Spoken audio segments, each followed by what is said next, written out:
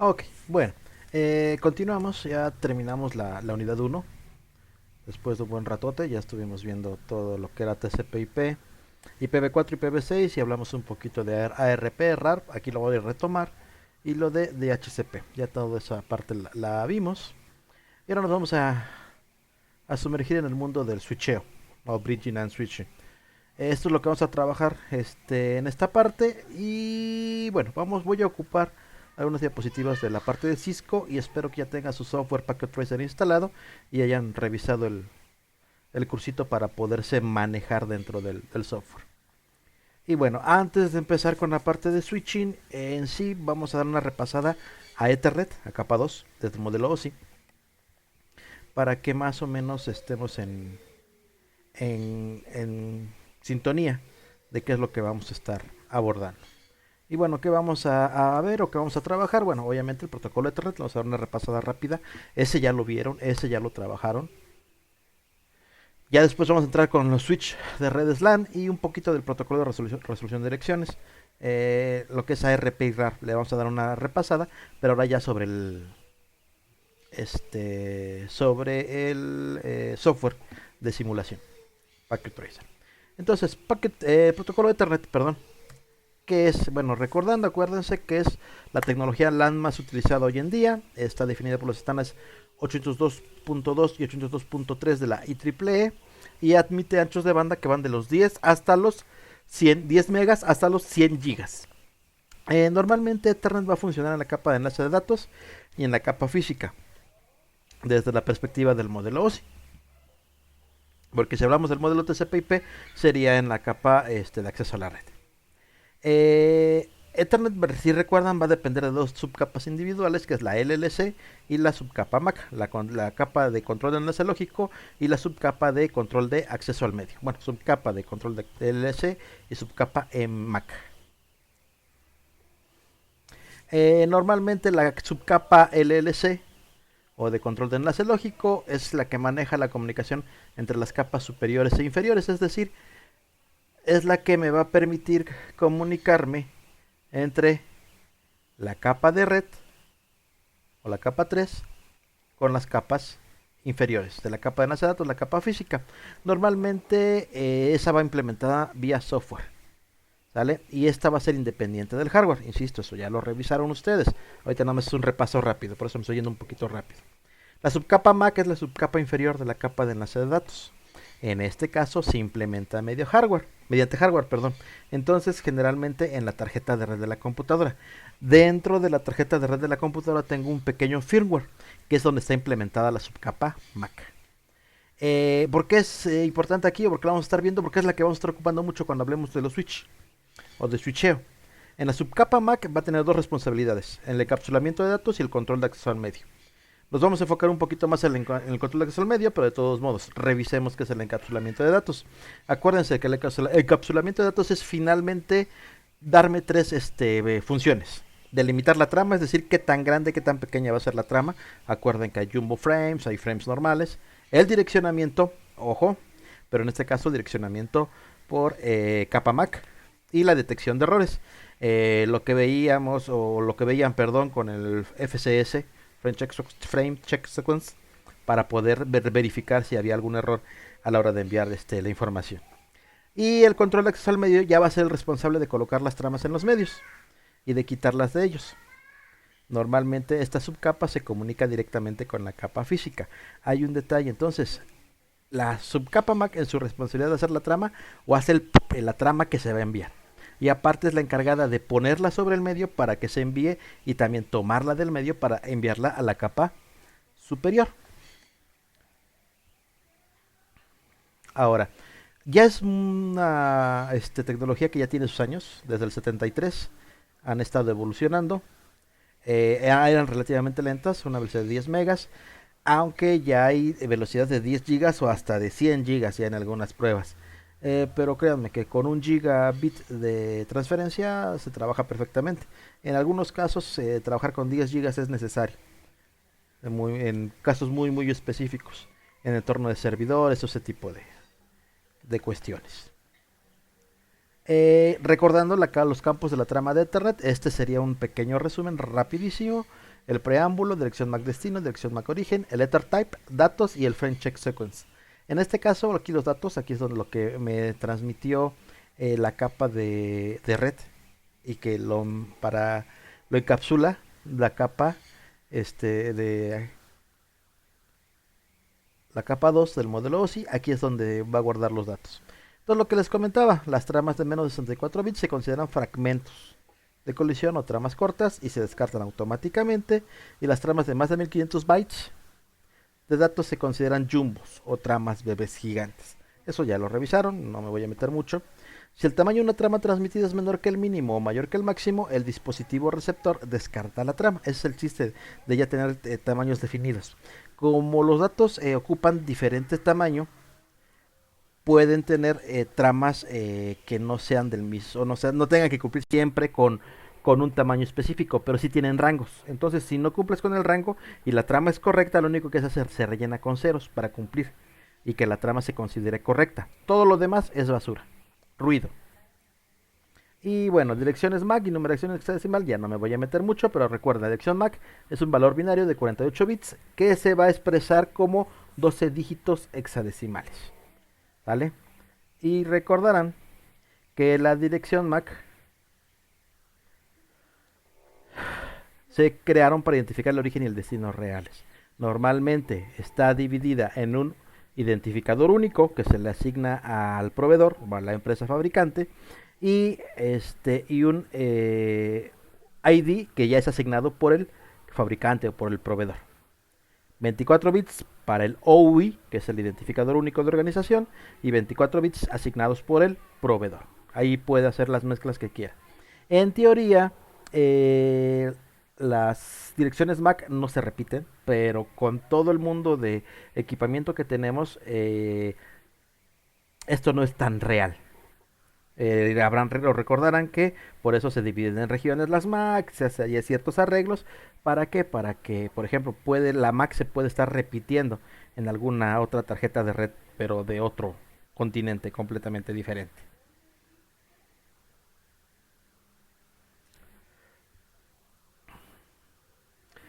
Bueno, ¿cómo lo hacen? ¿Cómo voy a trabajar? En este caso, ¿cómo van a procesar las tramas Ethernet? Bueno, para eso está la dirección MAC. Como les comentaba, la dirección MAC o la parte de todo lo que es MAC está ya en el hardware de la tarjeta. Entonces esta dirección está codificada en el chip de la ROM.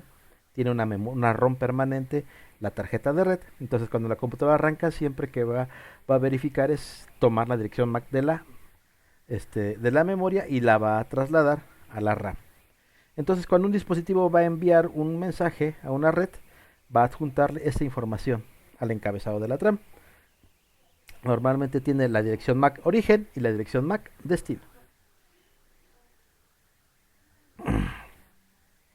Normalmente están acostumbrados a trabajar con esta parte.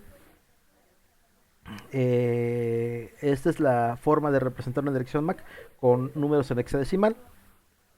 Puede estar dividido por guiones, por 2 puntos o con puntos. Pueden estar agrupados. A ver, permítame. Ay. Ay. Tenía yo mi música. Pero si no. Acá está. No se va a ver, pero vamos a. If config.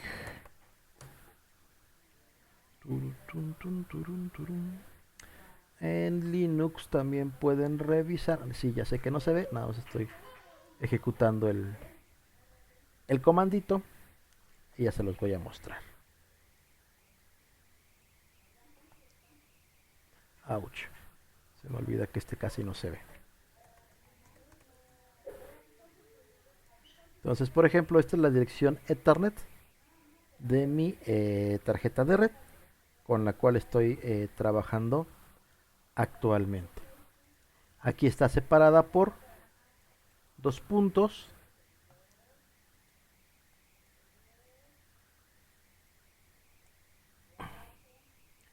Y ese OUI corresponde a... A veces se puede encontrar en internet quién es el fabricante o quién es el proveedor. Únicamente, obviamente, incluyendo el OUI. El OUI en este caso pertenece a Hewlett Packard HP. ¿Vale?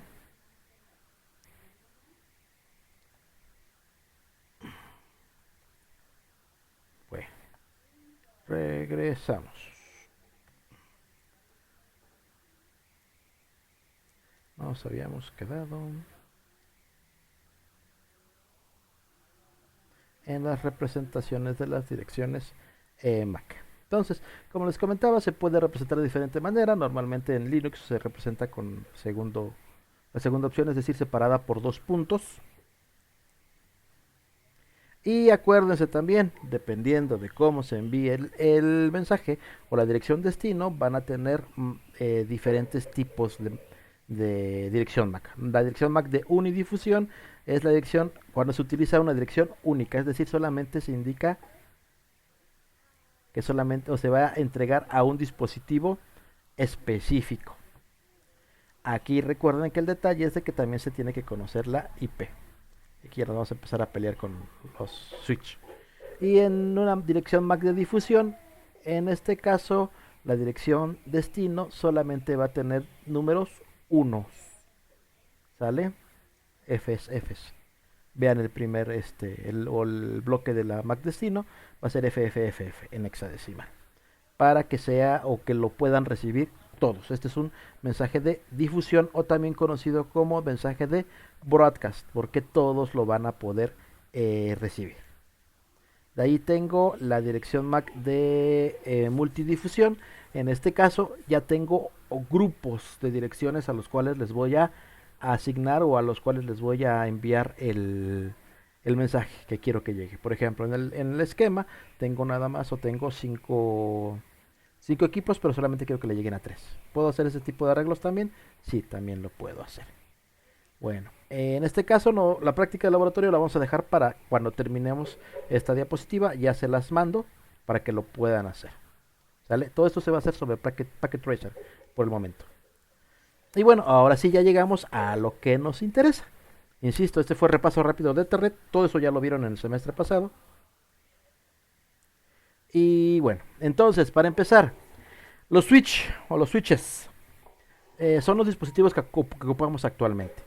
El antecesor del switch es el bridge o el puente. Todo lo que veamos con un switch aplica para un bridge. ¿Cuál es la diferencia entre uno y otro? Bueno, que el bridge en su origen nada más tenía 2 puertos. Precisamente le hacía honor a su nombre. Era un puente que conectaba 2 redes. El switch se podría considerar un dispositivo o un puente multipuertos, es decir, ya no solamente tiene un puerto, perdón, no 2 puertos, sino tiene n cantidad de puertos, ya depende de la arquitectura. Recordarán que los dispositivos que me servían para interconectar en Ethernet, los más sencillos se conocen como hub o concentradores.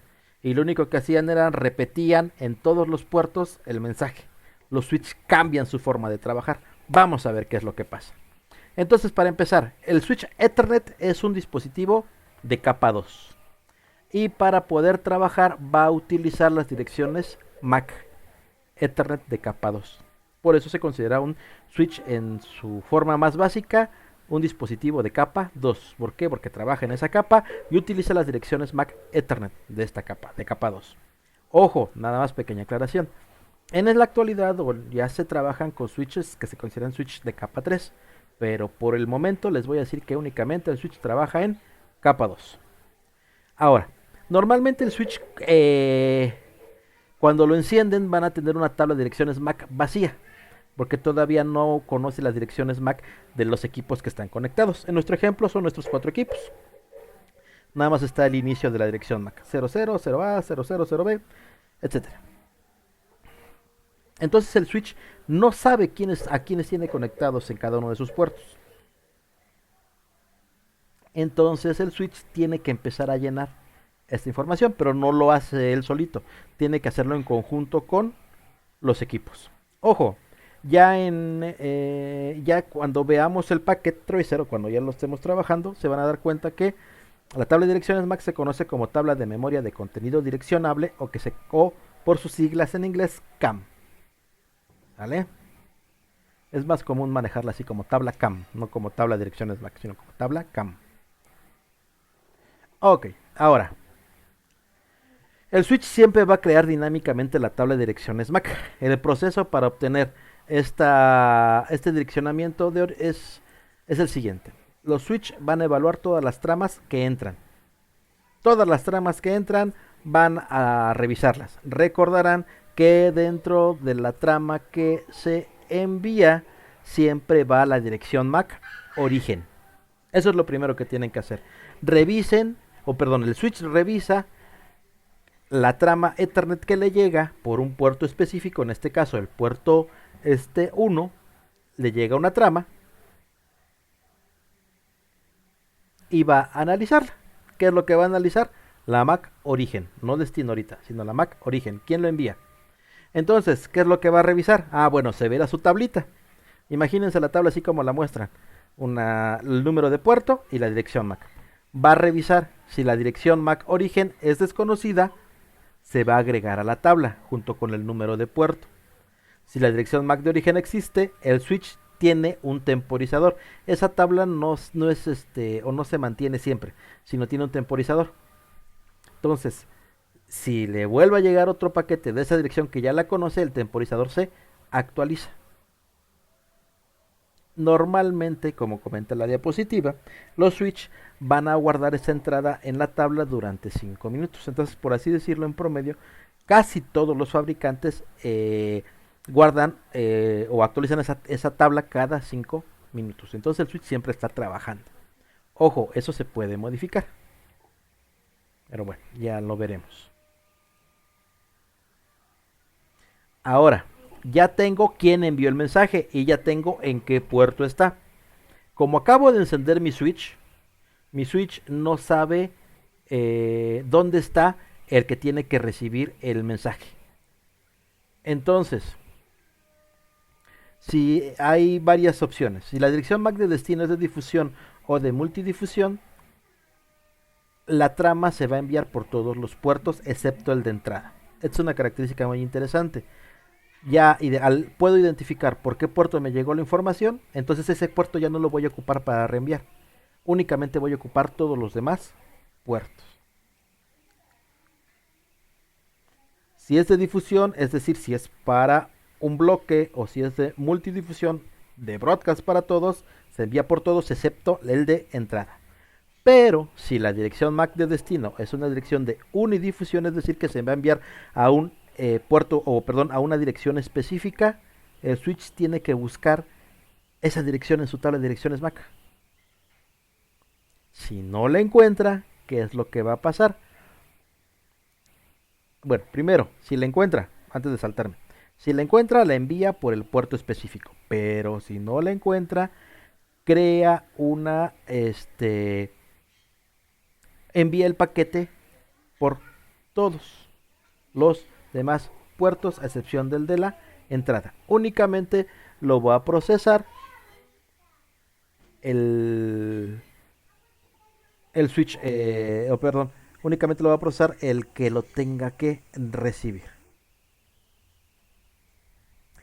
Entonces esa trama se reenvía por todos los puertos cuando no se conoce el destino.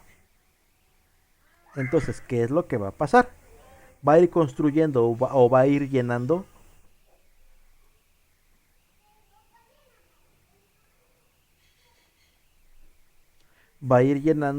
su tabla de direcciones MAC.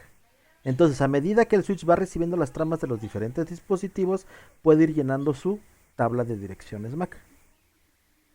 Entonces, ¿qué es lo que pasa? Ya cuando la tabla de direcciones MAC del switch contiene la dirección MAC destino, ya sabe, acuérdense que la tabla de direcciones MAC se llena con dos cosas: el puerto y la dirección MAC.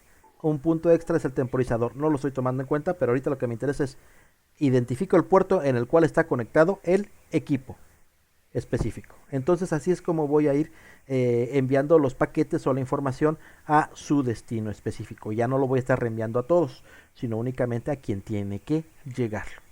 Entonces aquí empieza a cambiar o a ser más eficiente la comunicación.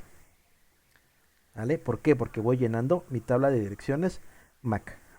Para que quede más claro, ahorita Les voy a compartir un video que es cómo se va llenando esta tabla de direcciones MAC en switch conectados. ¿Vale? Aquí viene la explicación y ahorita les pongo o les agrego el enlace de este videito. Y bueno, esto sería la parte de visualización. Insisto, aguántenme tantito. Todavía no lo vamos a ver, pero sí lo van a hacer. Todas estas prácticas las van a hacer. Ok, bueno, ahora, ¿cómo voy a poder reenviarle las tramas que van llegando a sus puertos destino? Bueno, normalmente hay dos grandes formas de trabajar. O los dos métodos por los cuales voy a trabajar. El switch de método de corte y almacenamiento y reenvío. Almacenamiento y reenvío. En este caso, un switch de almacenamiento y envío va a recibir la trama completa. Va a calcular el CRC. Si el CRC es válido, el switch busca la dirección destino para determinar cuál es la interfaz de salida. Y recuerden, si no la encuentra, manda el paquete, manda la trama por todos los demás puertos a excepción del de entrada. Y conforme se va llenando la tabla, ya va filtrando a dónde tiene que llegar. Y el método de corte, el switch que utiliza el método de corte envía la trama antes de recibirla en su totalidad. A él nada más le interesa identificar para quiénes. Por eso la diferencia entre costos de los switch. Más adelante los vemos, pero bueno.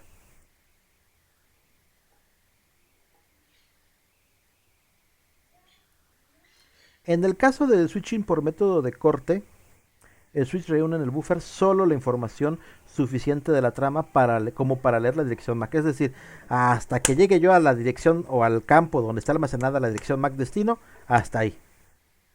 En este caso el switch no va a llevar ninguna verificación de errores. Este es uno de los detalles, o esta es una de las desventajas. Ahora, específicamente con la conmutación por método de corte, existen dos variantes. Conmutación por envío rápido y switching libre de fragmentos. Cada una tiene sus ventajas y sus desventajas. Vamos a hablar sus ventajas rápidamente. En este caso, la conmutación por envío rápido es el que ofrece su más bajo nivel de latencia. El switch reenvía el paquete inmediatamente después de leer la dirección destino. Esto es lo que hacen todos los switch. Los baratitos, los caros, esta es la primera opción que tiene. En el caso del switching libre de fragmentos, el switch almacena los primeros 64 bytes de la trama antes de reenviarla. ¿Sale? ¿Por qué? Porque recordarán que las tramas Ethernet no pueden ser, o tienen que ser mayor o igual a 64 bytes. Si no, se considera fragmentos, y eso es decir que es basura. Insisto, aquí ya estamos mezclando conceptos de redes 1 con cosas que vamos a ver de redes 2. Esto se considera un punto medio entre el switching por almacenamiento y reenvío y el switching de reenvío rápido. ¿Vale? Insisto, aquí es donde empieza la diferencia entre costos de un switch. Ahora, en este caso, aquí ya empiezo a trabajar con almacenamiento en buffer de memoria. ¿Por qué? Porque si voy a hacer un switch de almacenamiento y reenvío, tengo que tener un buffer de memoria en el cual voy a almacenar los datos. Para poder calcular el CRC y hacer la comparativa, sino donde voy a trabajar. Entonces tengo que agregarle algo extra, una memoria del tamaño capaz de que me funcione como un buffer.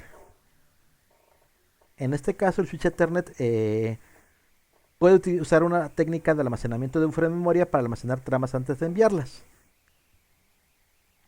Aquí también me va a servir si el switch destino está ocupado, porque posiblemente le está llegando otra trama de otro cliente. En este caso el switch va a almacenar la trama hasta que se pueda transmitir. Aquí van a existir dos tipos de almacenamiento: memoria basada en puerto o memoria compartida. Literal, las tramas se almacenan en colas que se enlazan a puertos específicos de entrada y salida. Insisto, literal, cada puerto tiene su cola de almacenamiento. Una trama se va a transmitir cuando se han transmitido todas las tramas que se encontraban antes de ella. Por eso, porque aquí se puede ir encolando todas las tramas. En memoria compartida hay un buffer común en el cual lo van a compartir todos los puertos del switch. El detalle es que si algún puerto está utilizando en demasía el buffer, puede llegar a colapsar un switch. Entonces nada más, por eso, hasta aquí. Por eso, cuando falla una red, lo que hace el técnico o lo que hace el encargado de redes es desconecta un ratito el switch y lo vuelve a conectar y la red vuelve a funcionar. Es muy común. sobre todo cuando tienen buffer, que el buffer colapse porque alguien está generando tráfico. Obviamente hay que identificar quién genera ese tráfico malicioso para poder limitar o para poder detener toda esta parte. Ahora, dentro de la parte de cómo puedo enviar mis datos, también tengo que ver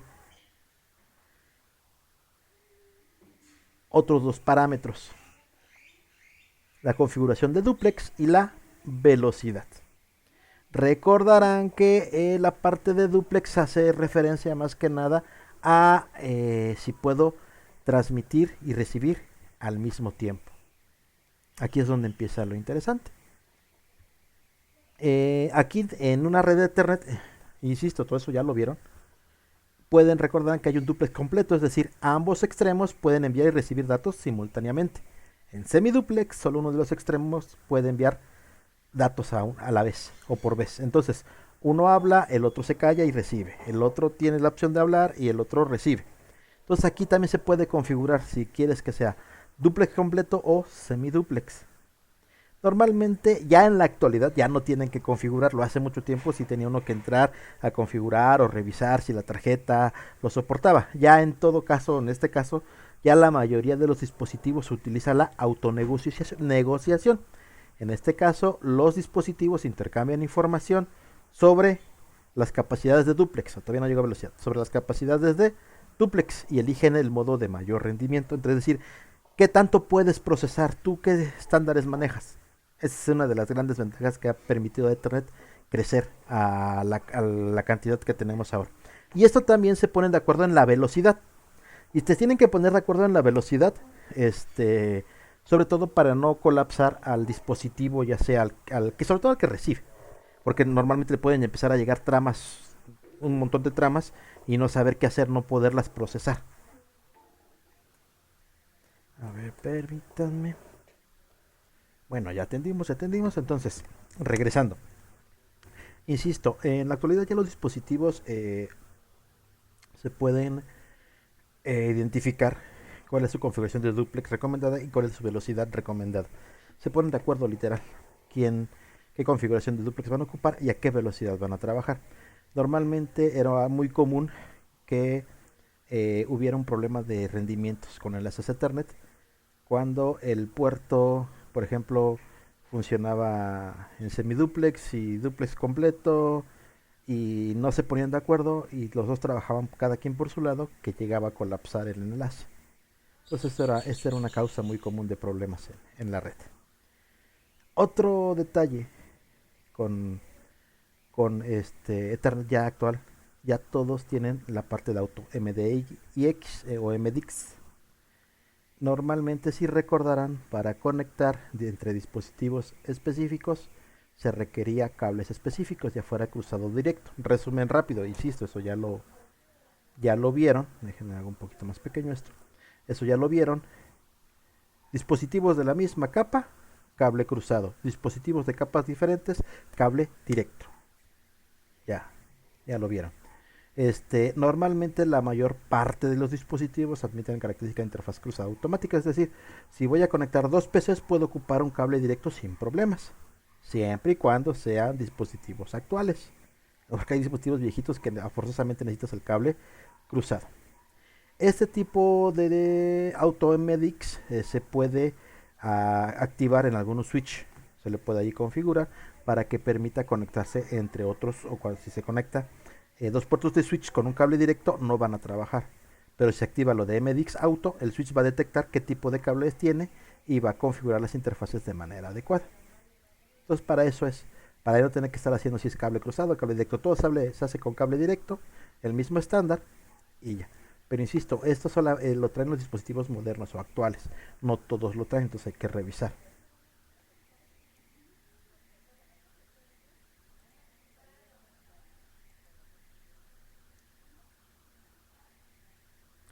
Ok, bueno, esto igual ya lo vimos, es el protocolo RP.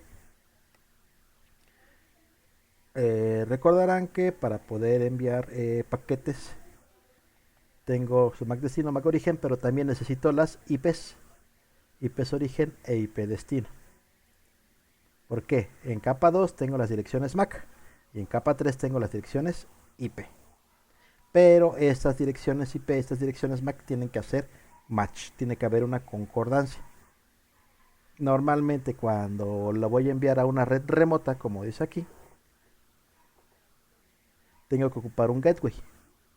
Esto ya cuando llegamos a routers lo vemos un poquito más amplio, esto ya les había comentado, pero a final de cuentas un gateway es una puerta o puerta de enlace, es un dispositivo que me va a permitir conectarme con otras redes. Entonces, tengo que tener la forma de identificar la IP destino con la MAC destino. ¿Cómo le hago? Para eso debo de tener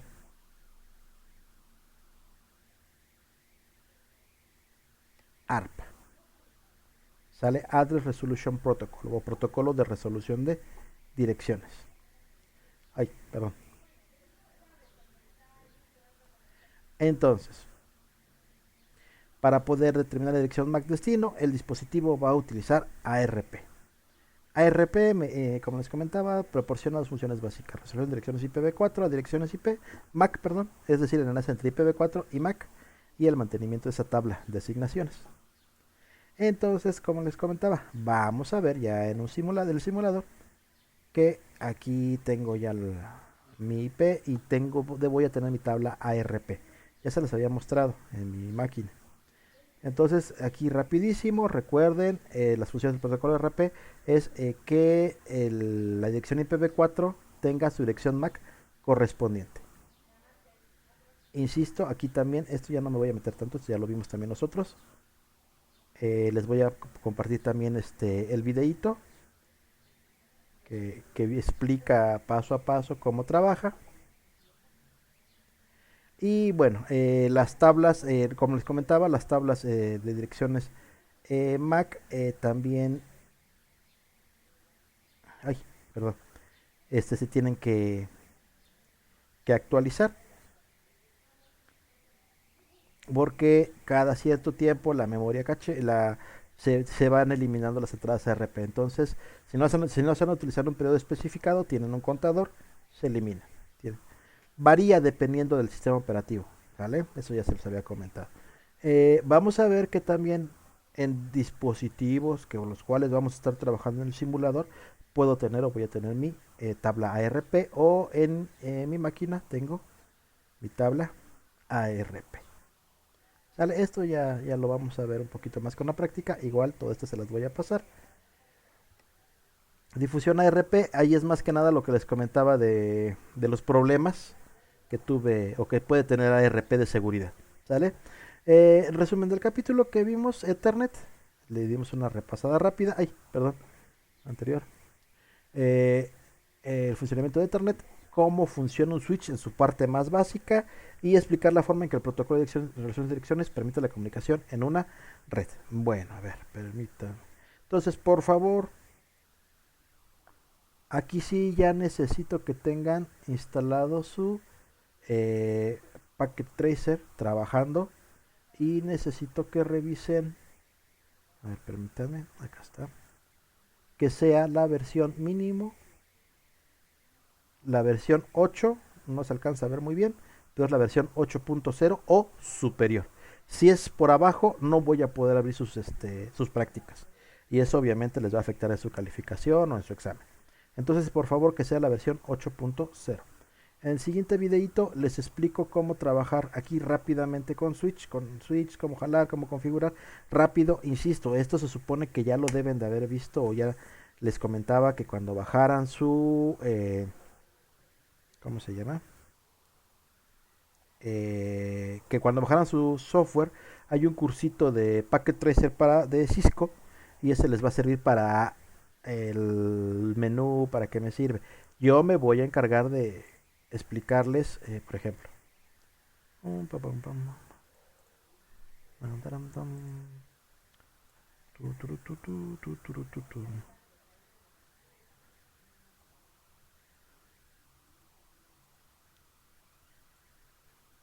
¿Sale? Yo me voy a encargar de explicarles por qué se conecta de esta manera y configuración desktop, consola. ¿Dónde andas acá? Estás. ¿Vale? No se ve todavía, apenas le voy a modificar el tamaño de fuente, pero yo ya me voy a meter a cómo configurar acá, cómo hacerle en esta parte, ¿sale? Los comandos que vamos a ocupar para configurar, etcétera, etcétera. Eso sí me voy a encargar yo, pero ya de que qué es este simbolito, cómo lo voy a jalar, qué va a pasar, eso es responsabilidad de ustedes. Qué menú tiene que ser, cómo trabajar, eso es responsabilidad de ustedes. Espero que ya hayan visto el curso que viene en donde descargaron su Packet Tracer. A ver, espérenme, déjenme ver si puedo entrar ahorita. Creo que no. Creo que no tengo la contraseña. Netacat. No me acuerdo si tengo la contraseña. A ver, ahorita vemos. Login.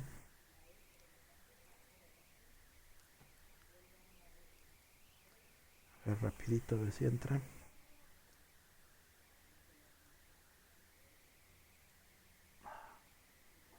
Está Identity. No, no lo tengo. No me acuerdo cuál es. No, no lo tengo. Pero bueno, a ver, déjenme pauso tantito en lo que entro.